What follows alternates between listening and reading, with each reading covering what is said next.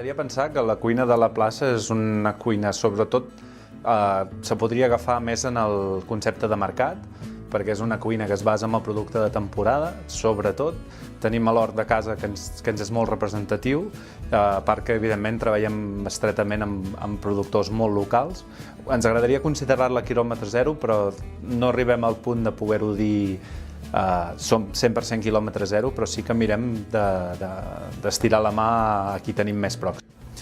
Aquí a la plaça tenim la sort aquesta que contem des d'hotel, restaurant, horta pròpia, servei de càtering a domicili, o sigui per events, sigui per casaments o per lo que ens demani començar. Tenim, evidentment, a baix l'hort, que és molt representatiu, sobretot per les temporades.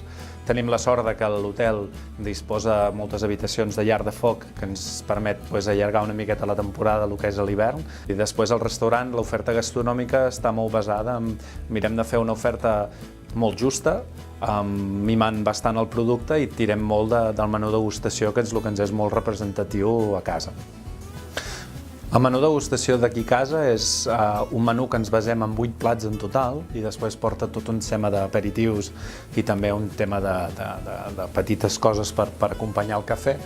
És la representació dels productes quan estan en la seva estació, és una miqueta la filosofia de casa, ensenyar una miqueta una cuina més treballadeta, ja que tant fem una cosa tradicional com fem una cosa més elaborada, però sobretot tampoc mirem d'emmascarar massa les coses. Volem que la gamba tingui gust de gamba, volem que l'escamarlàs no tingui gust de l'escamarlà.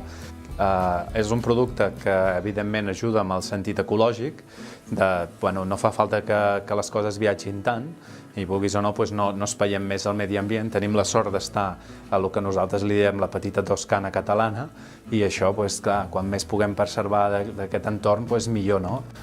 Nosaltres l'evolució gastronòmica de casa ens agradaria que s'anés acotant a un refinament. Volem continuar cuidant el producte quan està en la seva estació, donant-li importància a que els peixos tinguin els gusts que han de tindre, les carns hagin de tindre el gust que han de tindre, fer el que ens faci feliç. Jo realment crec que és la millor manera.